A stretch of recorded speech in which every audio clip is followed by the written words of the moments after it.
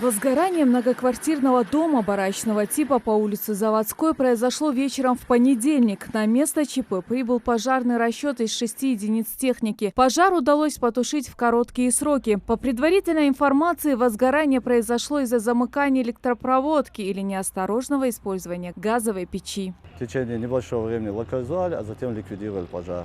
Жертв, пострадавших в результате пожара не было у нас, соответственно, все вовремя было локализовано, ликвидировано. В результате грамотных действий пожарных и спасателей.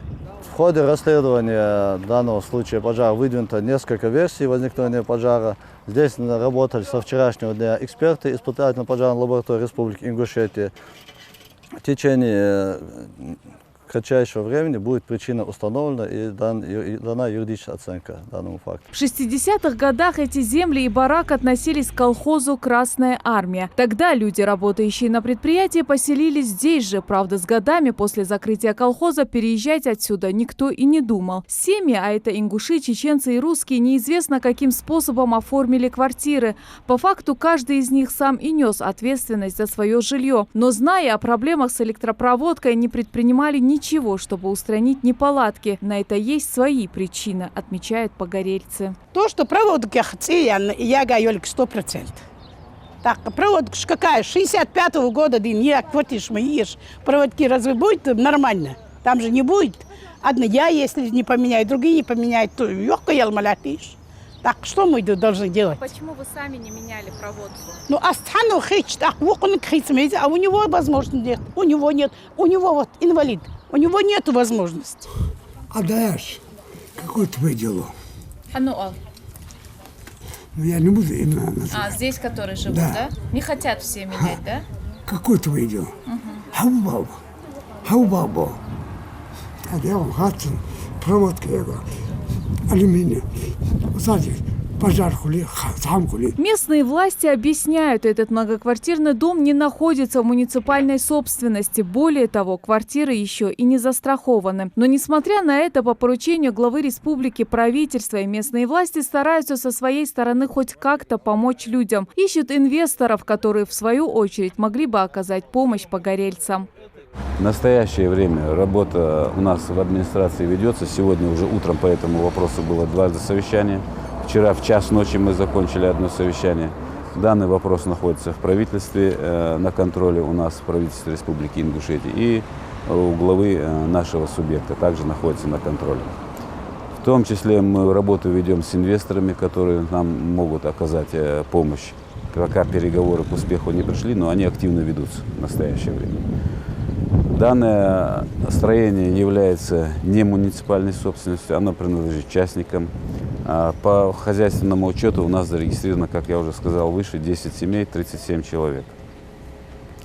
Ни одной из этих квартир не была застрахована, ни одна квартира. Поэтому, естественно, государство какую-то здесь помощь оказать финансовую не может. Но мы все-таки пытаемся изыскать какую-то возможность. Если будет возможность такая изыскана, мы, естественно, людям поможем. Но так как земля, вернее, это строение не является муниципальной собственностью, прямых рычагов оказания содействия этих граждан у нас нет. Сами жильцы утверждают, что они свое жилье к частному не относят, потому как местная власть им не дает строить загоны для ведения подсобного хозяйства или заборы у дороги. Впрочем, это и не удивительно, ведь во многих многоквартирных домах правила писаны для всех одинаково. Есть частных, она колхозы, просто так хаен квартиш ешь. Частный мы что лишь, частный ячнешь, это государственные, государственные или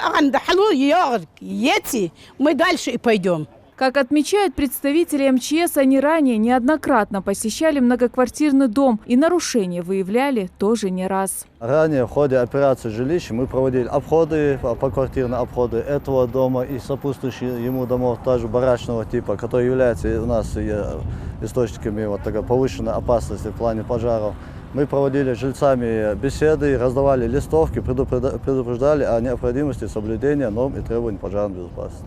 В В случае ЧП в Сунже запланированы пункты временного размещения людей. В первой школе города экстренно был развернут один из таких пунктов. На месте подготовили комнаты для ночлега, еду и теплую одежду. Также практически в круглосуточном режиме здесь дежурили врачи и повара, но погорельцы отказались ехать. Здесь мы их легко могли бы разместить. Здесь было все приготовлено. Мы осуществили завоз продуктов здесь сразу. Но когда мы уже хотели перевозить людей, граждане все 100% отказались от перемещения в пункт временного размещения. Сказали, что они будут размещены у своих родственников. Но так как продукты уже были закуплены, мы их раздали там населению. Они разместились. Мы вчера и ночью дежурили там до утра.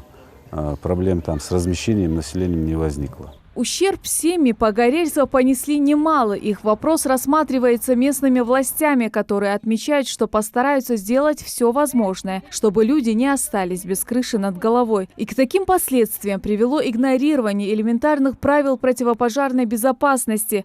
Возможно, этот случай станет для многих жизненным уроком. Светлана Томова, Джамалел Тамасханов. Новости 24.